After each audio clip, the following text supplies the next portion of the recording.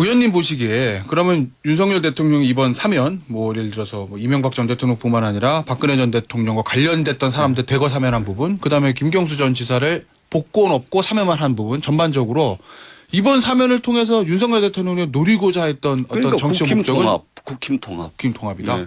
좀 이명박 그러니까 사실은 이제 지금 윤석열 대통령 주변에 이명박 대통령 측근 출신들이 다 에워싸고 있지 않습니까? 당장 뭐 김장연대 나오는데 장제원 의원 MB 최측근이었지 않습니까? 권성동 의원 MB의 측근이었지 않습니까?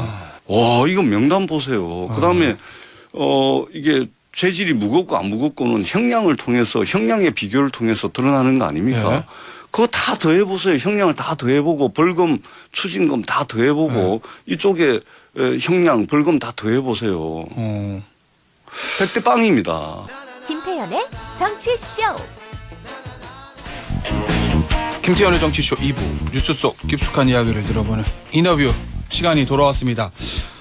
어제 윤석열 대통령이 대통령 특사를 단행했죠. 이명박 전 대통령하고 김경수 전 경남지사가 이제 사면의 대상이 됐습니다. 물론 김경수 전 지사는 복권이 되진 않았지만요. 오늘 그리고 민주당 이재명 대표가 원래는 검찰의 이 소환 조사를 요구하는 날이긴 합니다. 그래서 이것저것 민주당 입장이 좀 궁금해서 저희가 이분 모셨습니다. 민주당의 전재수 의원 나오셨습니다. 안녕하세요. 네, 전재수입니다. 의원님 오랜만에 뵙습니다. 어제 다 사실은 예상은 됐던 거잖아요. 이명박 전 대통령의 특별 사면, 그리고 김경수 전 지사는 복권 없는 사면. 그러니까 형 면제죠. 한 5개월 정도. 그렇습니다. 전반적으로 어제 윤석열 대통령의 특사는 어떻게 평가하시나요? 저는 뭐 대통령의 사면권 행사에 대해서 이제 그동안 이제 뭐 대통령 선거 기간이라든지 또 평상시에도 이제 사면이 단행되고 나면은 사실은 비판 여론이 많았지 않습니까? 과연 그렇죠. 이 대통령 사면권을 이대로 둬도 되냐? 뭐 이런 이제 비판들이 많았는데 그럼에도 불구하고 저는 대통령 사면권은 존중돼야 된다라는 입장이었는데 이번에 진행되는 사면을 보고서는 정말로 저뿐만이 아니고 많은 국민들께서 대통령의 사면권 행사를 제한해야 되는 거 아니냐, 법률로서. 이런 여론이 굉장히 강하게 일어날 수밖에 없는 굉장히 국민통합이라고 말씀하시는데 오히려 더 큰 국민적 갈등을 불러일으킬 수밖에 없는 그런 사면을 하셨다. 대단히 부적절한 사면을 하셨다. 이렇게 평가를 할 수밖에 없습니다. 원래 그럼 대통령 특사에 대해서 굉장히 관대하신 전재수 의원께서 저는 원래 그랬습니다. 예. 어제 특사는 더 이상은 이거는 두고 볼 수 없다라고 판단하시게 된 이유는 뭔가요? 국민 통합을 위한 사면이라고 말씀을 하셨는데 국힘 통합을 위한 사면이었다라고밖에 평가할 수 없습니다. 국힘 통합. 국민의힘당 통합을 위한 사면이었습니다. 그러니까 이전에 이제 보수 세력들 내에서는 이명박 전 대통령, 박근혜 전 대통령 두 전직 대통령이 동시에 이제 감옥에 감으로 인해서 어떤 이제 보수 진영 내의 분열이라든지 또 뭐 이런 것들이 좀 있었거든요. 그리고 이명박 대통령과 박근혜 대통령 하면은 보수 정당의 역사 속에서 친박으로 해가지고 그 갈등의 골이 굉장히 깊었던 그런 이제 보수 정당의 역사가 있었고 뭐 또 한간에서는 그러한 갈등이 결국은 박근혜 대통령의 말하자면 탄핵까지 이어졌던 거 아니냐 이런 평가도 있거든요. 그런 측면에서 이번에 사면 대상 그다음에 사면 복권 이 대상들을 보게 되면 거의 박근혜 대통령 국정농단 세력 이명박 정부 때 말하자면 뇌물 받아먹고 했던 이제 공직자들 또 기업인들까지 전부 사면 복권까지 다 했습니다. 이것은 국민 통합이 아니고 국민의힘당 줄여서 국힘 통합을 위한 대통령의 사면권 남발이었다. 이렇게밖에 볼 수가 없습니다. 근데 야당 인사들도 좀 끼워 넣기죠. 사면 대상이 되시는데 숫자적으로 원래 지금 국민의힘 소속 분들이 사면 대상이 많긴 하니까 워낙 그동안 워낙 많고 내용도 보면 많았어. 있잖아요. 원세훈 원장 같은 경우는 14년인가 받았잖아요. 뿐만 아니고 지금 청와대 그 외교안보 수석입니까 김태효 씨 판결문에 잉크도 마르기 전에 현직 청와대 참모를 이런 식으로 그것도 2달 만에 최종 법원 판결이 나온 지 2달 만에 사면을 시키는 경우가 있었습니까? 그리고 또 예를 들면 김경수 지사 5개월형이 남았는데 복권 없는 사면을 더더군다나 정치인에 대해서 네. 지금 예를 들면 이명박 박근혜 대통령 이번에 사면 복권 되신 분들 중에 정치하지 않는 박근혜 대통령의 문고리 3인방 이 정치하는 싫은 분들이 아니거든요. 네. 그런데도 복권 시켰지 않습니까? 근데 정치하는 사람한테 그것도 달랑 5개월형을 남긴 김경수 지사에 대해서는 제가 김경수 지사 복권 안 한 것을 이야기하는 것이 아닙니다. 네. 비교를 하는 것이죠. 여기는 복권 없는 사면 더더구나 원하지 않는다라고 공개적으로 입장 표명까지 한 김경수 지사는 굳이 나가라고 이렇게 복권 없는 사면을 하는 이건 남용이죠. 사면권 남용이죠. 이게 어떻게 국민통합입니까? 더 큰 국민적 갈등과 대립과 분열을 양산할 수밖에 없는 사면이죠. 그 민주당을 비롯한 그러면 전재석 의원님의 비판의 가장 중 포인트가 그러면 예를 들면 김경수 전 지사를 자 그러면 사면하는 김에 복권까지 하자. 정치인들 다 그렇게 해줬으니까. 아니요, 그렇지 않습니다. 예, 저희들은 이번에 대통령이 사면권을 행사를 할 때 네. 김경수를 해달라고 공식적으로 요구한 적이 없습니다.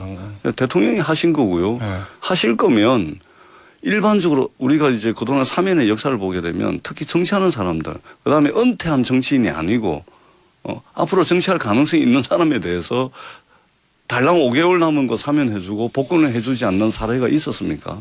당장 이번 특별 사면에 있어서도 사면만 해주고 복권하지 않은 사람이 있었습니까? 문고리 3인방 정치하는 사람들 아니잖아요. 예.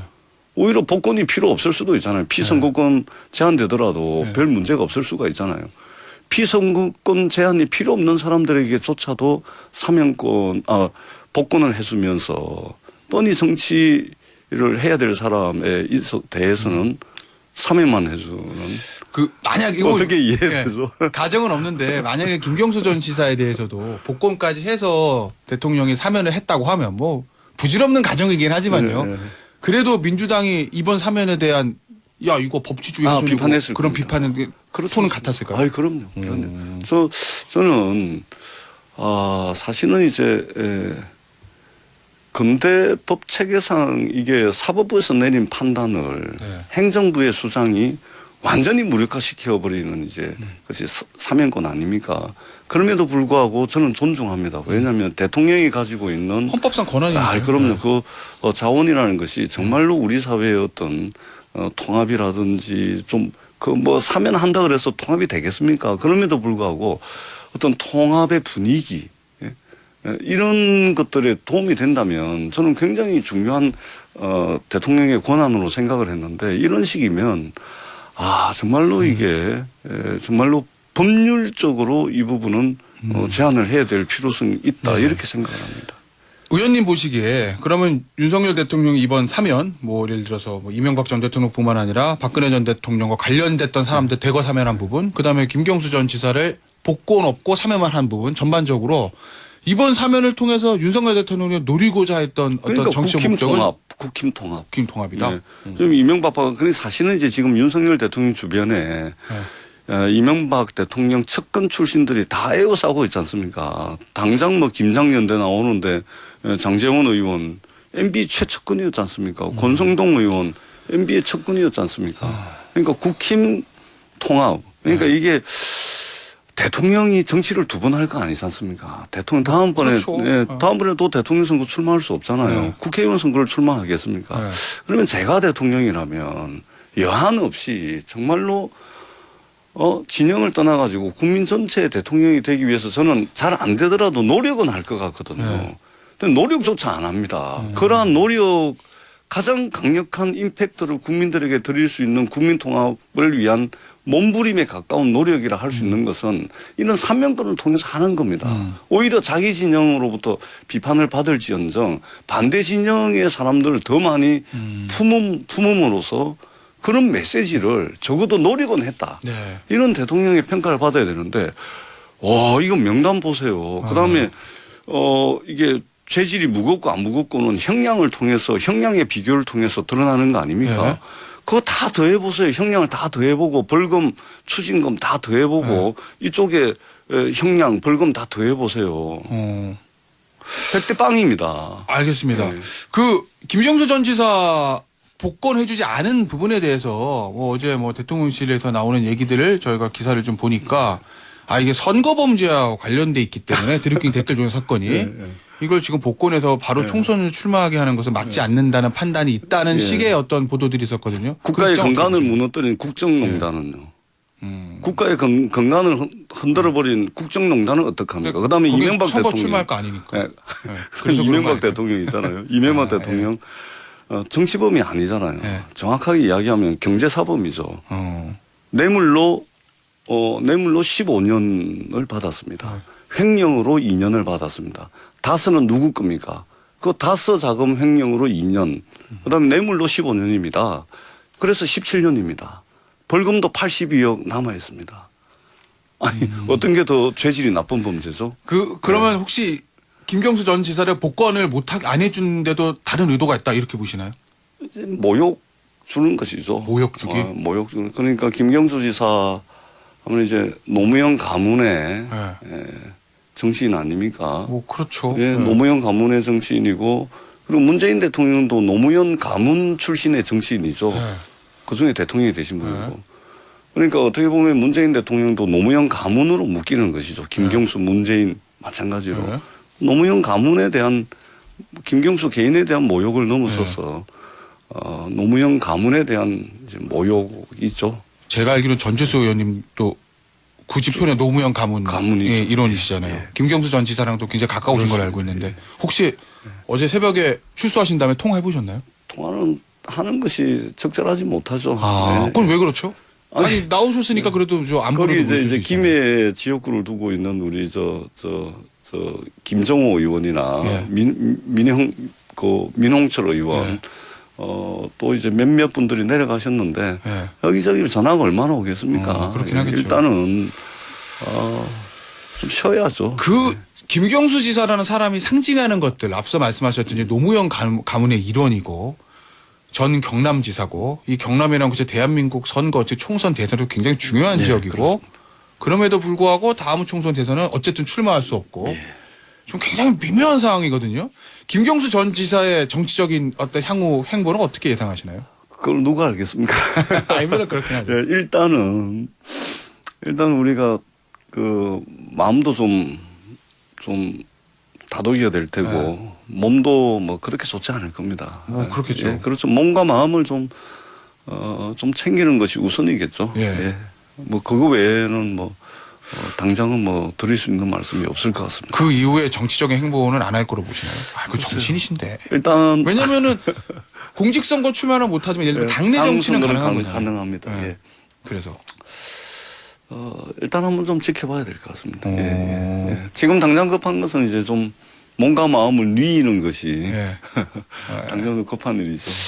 이제 개인적으로 김경수 전 지사가 너무 가까우시다 보니까 말씀하시기가 굉장히 조심스러운 것 같다는 제가 느낌적인 느낌을 받는데 아니 왜냐면 정치 평론하는 분들이나 호사가들이나 언론사의 과도한 관심과 억측일 수도 있는데 이재명 대표에 대한 이 사법 리스크와 맞물려서 김경수 전 지사의 행보를 좀 관심 있게 보는 기사들이 좀 있는 것 같아요. 굉장히 이제 정치 공학적이죠. 그러니까 이게 그러니까 정치 평론 하시는 분들도 언론의 이제 기자분들 뵙게 되면 이렇게도 해석이 가능하구나. 저희 정치하는 사람들 입장에서 보면 이렇게 깜짝깜짝 놀랄 때가 있어요.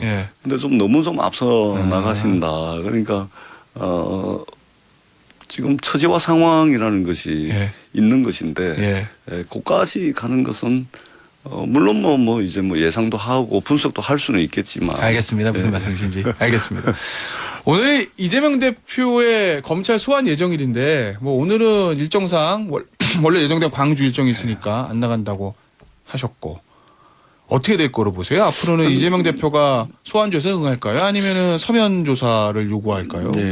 그럼 이제 검찰이 칼자루를 쥐고 있는 거니까 이재명 대표가 선택할 검찰은 계속 출두를 요구하겠죠. 그렇습니다. 이재명 대표가 이제 선택할 수 있는 여지는 없습니다. 다만 이런 것은 있는 것 같습니다. 그러니까 검찰이 이재명 대표 소환에 대한 강력한 의지는 없는 것 같습니다. 왜요? 왜 그러냐면 자기네들은 이미 기소할 것을 기정사실화하고 있기 때문에 소환해서 소환에 응하든 또는 이재명 대표가 소환에 응하지 않든 검찰은 검찰의 길을 갈 것입니다. 검찰 입장에서 답은 나와 있다. 당연히 기소할 거니까 소환에 응하든 응하지 않든 기소합니다. 네. 그러니까 소환이 중요한 것이 아니죠.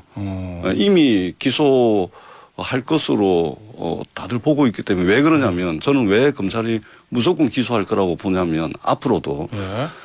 선거법 기소를 하는 것을 보고서 저는 검찰이 모든 사건에 대해서 일단 기소는 무조건 하겠구나라고 생각을 했습니다. 왜냐하면 저희들이 이제 선거를 많이 치러보잖아요.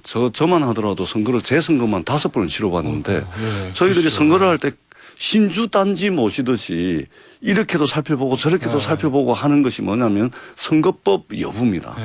왜냐하면 이 위반해버리면 날아가 버리기 때문에. 책자도 있잖아요. 예. 그래서 선거법은 우리가 변호사들보다 정치하는 사람들이 더 잘 압니다. 네, 맞아요. 예, 그런데 이재명 대표 그 기소해 놓은 거 보니까 이게 기억의 영역이거든요. 이 기억의 영역은 허위 사실 이 유무와 상관없이 기소하기 어려운 부분입니다. 예를 들면 이런 거 있죠. 윤석열 대통령께서 대통령 선거 기간 중에 김건희 여사가 주식 투자해가지고 10원도 이익 본 거 없고 손해만 봤다. 이건 명백한 허위 사실이죠. 그 뒤에 다 드러났잖아요. 이건 불송치하고 무혐의하고 기억의 영역에 있는 것은 기소를 해버립니다. 저는 이거 보고서 앞으로도 이재명 대표와 관련된 모든 수사는 사실관계와 상관없이 기소는 하겠구나.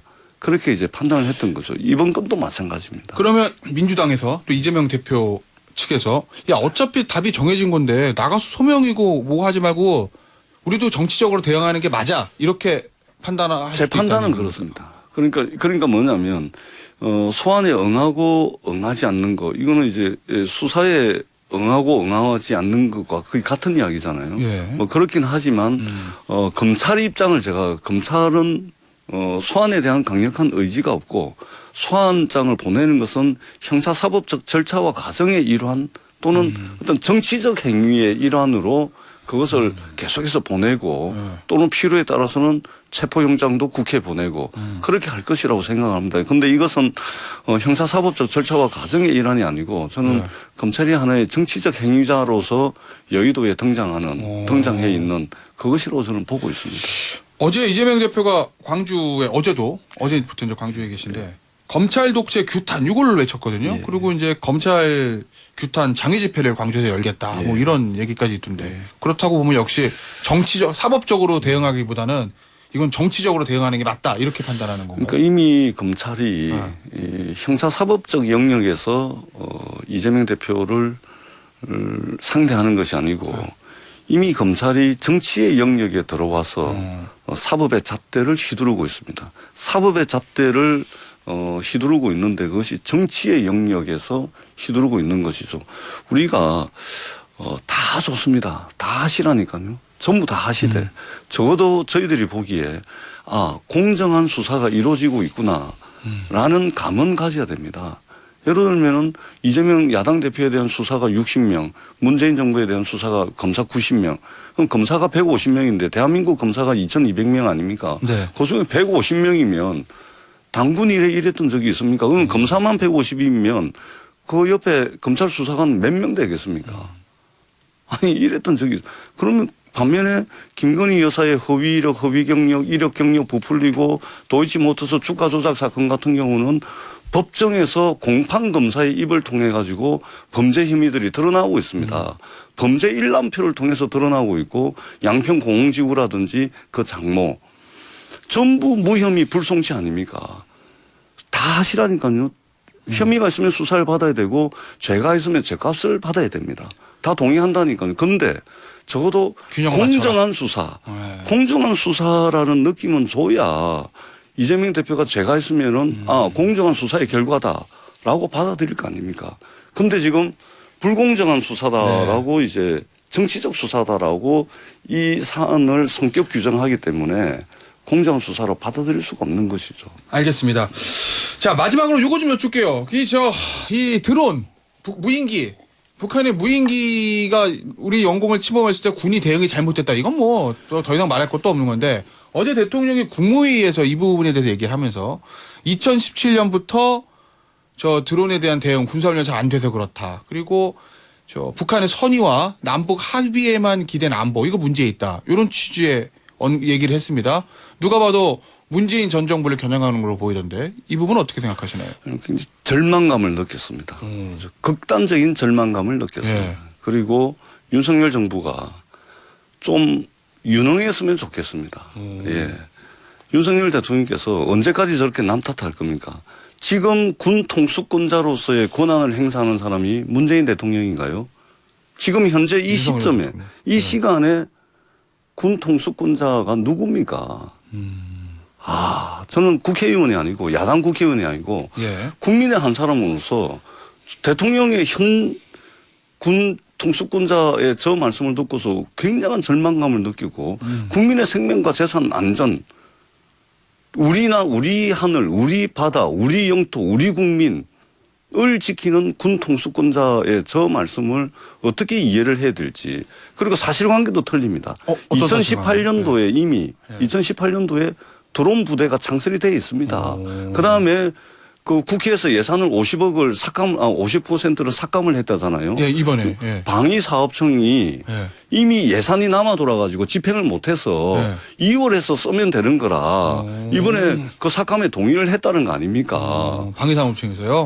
그런 아니 경우가 있었어요? 군 네. 통수권자가 자기 휘하에 어떤 부대가 있는지 이미 2018년도에 드론 부대가 창설이 돼 있는데 자기 휘하에 어떤 부대가 있는지도 모르고 드론 부대를 창설하겠다. 아니 이미 창설되어 있는 부대를 어떻게 창설합니까? 그다음에 국회에서 예산 삭감했다는데 예산 집행을 못해서 내년도 2월에 해놓은 예산을 네. 집행하면 되기 때문에 그렇게 된 거예요. 그리고 설사 국회에서 50% 삭감을 했다 손 치면 그렇게 중요한 예산이면 행정부가 국회를 설득해야죠. 설득하지 못한 행정부의 무능함을 국회에다 대고 왜 삭감했냐. 이게 말이 됩니까 이게. 국방부 장관이 그렇게 중요한 거면 국회 국방위원들을 설득해서 해야 돼요.